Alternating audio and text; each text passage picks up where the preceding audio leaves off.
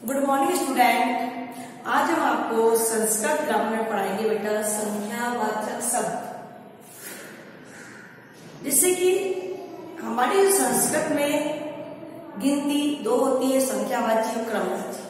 संख्यावाची और क्रमवाची। संख्यावाची में हमारी गिनती आती है जो आमतौर पर होते हैं 1 2 3 4 5 6 7, ये हमारी संख्यावाची होती है। जबकि क्रमवाची होता है पहला, दूसरा, तीसरा, चौथा, पांचवा, ये हमारे क्रमवाची में आता है। ठीक है ना। तो संख्यावाची में क्या आती है, हमारी गिनती आती है 1 2 3, और क्रमवाची है पहला, दूसरा, तीसरा, चौथा। संख्यावाची क्रमवाची में अंतर है। दूसरा अंतर है कि संख्यावाची में एक वचन में, 2 द्विवचन में, और 3 और 3 से ऊपर जो भी संख्या आती है सब बहुवचन में आती है। जबकि क्रमवाची में आपकी सभी क्रम संख्याएं होती है वो हमेशा एक वचन में आती है। जैसे एग्जाम्पल,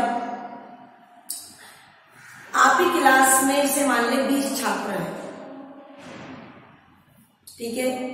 तो मैं क्लास में ऐसे बोलती हूँ कि 20 छात्र खड़े हो, 20 छात्र खड़े हो, तो 20 आपका संख्यावाची शब्द है, तो पूरे के पूरे 20 छात्र वो खड़े हो जाएंगे,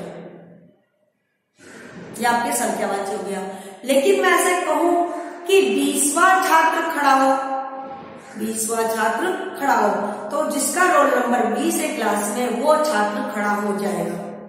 तो ये केवल एक ही छात्र होगा 20वां, तो 20वां बोलते ही वो एक वचन हो गया, ये हो गया क्रमवाची। और मैंने कहा 20 छात्र, ये हो गया संख्यावाची। तो संख्यावाची और क्रमवाची में यही अंतर है। संख्यावाची में 3 और 3 से भी संख्या बहुवचन में आती है, जबकि क्रमवाची में सभी संख्या एक वचन में आती है। दूसरा एग्जाम्पल, जैसे मैंने आपसे कहा, जैसे आपको मैंने याद करने के लिए दिया, तो मैंने आपसे कहा कि आप लोग चैप्टर 1 से लेकर चैप्टर 5 तक 5 चैप्टर आपको याद कर रहे हैं, तो आप 5 चैप्टर याद करके लाओगे, ये आपका संख्यावाची हो गया। लेकिन मैं कहूँ आपको आपकी बुक का 5वां चैप्टर याद करना है, तो आप 5वां केवल 5वें नंबर का चैप्टर होगा, लेसन होगा, वो ही आप याद करोगे। आप 5 लिखोगे, केवल 5वां चैप्टर जो है वो ही आप याद करोगे, ये क्रमवाची हो गया। तो क्रमवाची हमेशा एक वचन में आता है, जबकि संख्यावाची 3 से ऊपर संख्या जो भी बहुवचन में आती है। आज हम केवल संख्यावाची के बारे में पढ़ेंगे। संख्यावाची जो शब्द होते हैं उसमें जो 1 से लेकर 4 तक जो संख्याएं होती है उसमें तीनों लिंग के अलग अलग शब्द बनते हैं। पूर्ण लिंग अलग बनेगा, स्त्रीलिंग लिंग अलग, नपुंसक लिंग अलग। लेकिन 5 से ऊपर जो भी संख्या आएगी, 5 से ऊपर जो भी आती है आपकी 100 200 300 100 वगैरह जो भी आपकी आती है, वो सब संख्या एक वचन में, 5 से ऊपर 100 तक संख्या आएगी वो सब एक जैसी ही बनेगी। 5 से ऊपर 100 तक जो संख्या आएगी ना बेटा, वो आपकी एक जैसी ही बनेगी। अब देखो, हमें केवल 100 तक गिनती याद रखनी है, वो कैसे करनी है। पुल्लिंग में 1, स्त्रीलिंग में एकार, नपुंसक लिंग में एकम। एक के लिए बोलते हैं एक है, एकार, एकम, पुल्लिंग, स्त्रीलिंग, नपुंसक लिंग। उसी प्रकार 2 के लिए 2 द्वे द्वे, 3 के लिए त्रय तिस्र त्रीणि, और 4 के लिए चत्वार चत्वर चत्वारी। ये 4 तक आपकी भिन्न संख्या होती है। 5 के लिए 5, 6 के लिए 7, 7 के लिए 7, 8 के लिए 8, 9 और 10। तो आपकी 10 तक संख्या ऐसे बनेगी। 4 तक आपकी अलग अलग बनेगी लिंग के हिसाब से, और 4 के बाद जो भी संख्या आएगी 100 तक वो आपकी एक ही जैसी बनेगी, चाहे सेंटेंस में करता पुल्लिंग हो, चाहे स्त्रीलिंग हो, चाहे वो सेंटेंस में करता नपुंसक लिंग हो। जैसे एग्जाम्पल मैं ऐसे कहती हूँ कि 4 बालक, तो चतुर बालक आएगा। अगर 4 बालिका तो चतुरस्र बालिका आएगा, और 4 पुस्तक तो चतवारी पुस्तक आएगा। समझ में आ गया, चतवारी पुस्तकालय आ जाएगा, चतवारी पुस्तकालय। इसका आएगा चतवार बालक, चतुरस्र चतवार बालिका, चतुरस्र बालिका और चतवारी पुस्तकालय। बहुवचन तीनों बहुवचन आएंगे। इसका क्या बनाएंगे, चतवार बालिका, चतुरस्र बालिका संस्कृत में, और चतवारी पुस्तकालय 4 पुस्तक। लेकिन अगर मैं कहती हूं 5 बालक, 5, 4 के बाद 5 आ गया, 5 बालक, तो 5 बालिका। अगर कहती 5 बालिका तो भी क्या था, 5 बालिका। और कहती 5 पुस्तक तो भी क्या था, 5 पुस्तकानि। तो 4 तक तो भिन्न होते हैं, 5 से आगे संख्या सब समान बनती है। 10 बालक तो 10 बालिका, 10 बालिका तो 10 बालिका, और 10 पुस्तक तो 10 पुस्तकालय। तो आपके 4 के बाद 2 संख्या आएगी, 100 तक आपके एक जैसे शब्द बनेंगे। 11 के लिए एकादश, 12 के लिए द्वादश, 13 के लिए त्रयोदश, 14 के लिए चतुर्दश, 15 के लिए पंचदश, 16 के लिए षोडश, 17 के लिए सप्तदश, 18 के लिए अष्टदश, 9, 10, 19, 20 के लिए 30 के लिए 63, 40 के लिए 44, 50 के लिए 75, 60 के लिए 60, 70, 70, 80, 80, 90, 90, मतलब 100। तो ये आपकी 100 तक गिनती इसी से बन जाएगी। अब आप पढ़ो मैडम आप 20 तक लिखवा दिए, 21 से आपने लिखवाया नहीं, हमें 21 से लिखवाने की जरूरत नहीं बेटा, आपको केवल यहाँ से 20 तक याद करना है, ठीक है। फिर 30, 40, 50, 100 तक याद करना है, केवल आपको 1 से लेकर 20 तक याद करना है। फिर 30, 40, 50, 60, 70, 80, 90, 100 याद करना है, ये आपको ये याद करना है। इसी से हम 100 तक आपकी गिनती बना देंगे। जैसे कि आपको एक एग्जाम्पल बताती हूँ मैं, जैसे मैंने लिखा 25,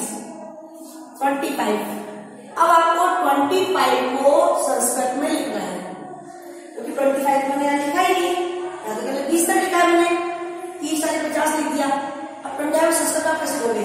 पहले आप इसके करोगे 2 टुकड़े, केवल 2 टुकड़े करने में, 20 + 5 कर दिए 2 टुकड़े में, एक छोटी संख्या एक बड़ी संख्या, एक इकाई में एक ढाई में से बोल सकते हो आप, एक इकाई में एक ढाई में कर लीजिए, इतना कर लिया। अब आप देखो इसमें छोटी संख्या क्या है? 5, ठीक है, और 20 बड़ी संख्या है, छोटी संख्या क्या है इसमें? 5। छोटी संख्या को हमने पहले लिखना है, 5 के लिए बोला था मैंने इसमें 5 हो गया। पहले हमने संख्या लिखी 25, इसके हमने 2 टुकड़े किए, एक ढाई में एक इकाई में, 20 + 5 कर दिया हमने। अब छोटी संख्या क्या है इसमें? 5 के लिए हमने 5। अब होता 20 के लिए क्या लिखा होगा ब्लैक बोर्ड पे देखो, 20 का पाएगा संधि, तो 25 बन गया। जैसे मैं लिखती 37, इसके हम 2 टुकड़े करेंगे, 30 + 7 कर दिए 2 टुकड़े। अब 7 छोटी संख्या है, तो लिखते 7 के लिए सब लिख दिया। और 30 के लिए क्या लिखा हमने यहाँ पर? 63, यहाँ 37 बन गया। तो इस तरह से आपको यहाँ से 10 तक गिनती, फिर 11 से 20, और फिर 30, 40, 50, 60, 80, 90, 100, ये आपको लर्न करना है, इसी से आपकी 100 तक गिनती बन जाएगी। जैसे एक एग्जाम्पल और देखिए, इसमें लिखा 42, इसको हम अलग करेंगे 40 + 2, तो 2 के लिए आता है द्वा, और 40 के लिए क्या लिखा है मैंने?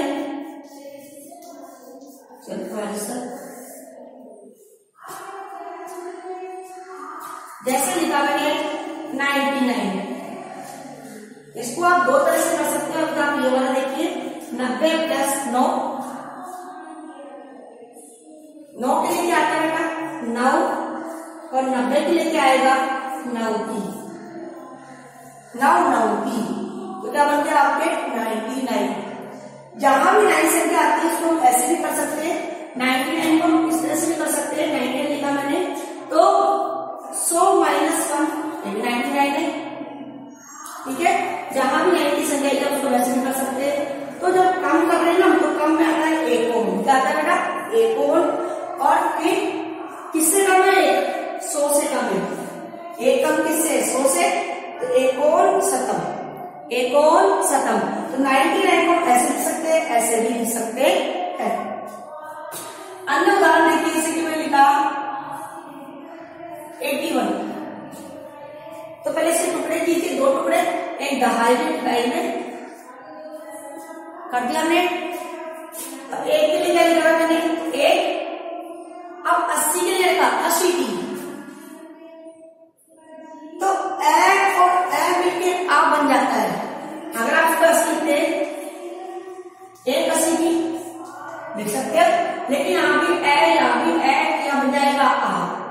द्विक संधि के हिसाब से, द्विक संधि का नियम कहता है कि ए और ए मिलके आ बन जाता है। यहाँ पर एटा सीटी क्या बन गया ये 81। समझ में आ गया?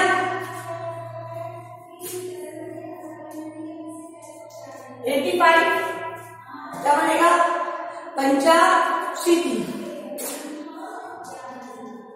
तो घर में आप लोग इस तरह से प्रैक्टिस करना संख्यावाची करने की, और ये वर्क आपको अपने पेपर में करना ही है, साथ में इसे लर्न भी करना है।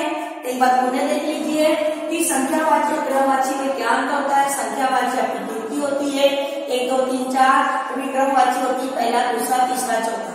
दूसरी बात, संख्यावाची में 3 से अधिक संख्या बहुवचन में आती है, क्रमवाची में संख्या एकवचन में आती है।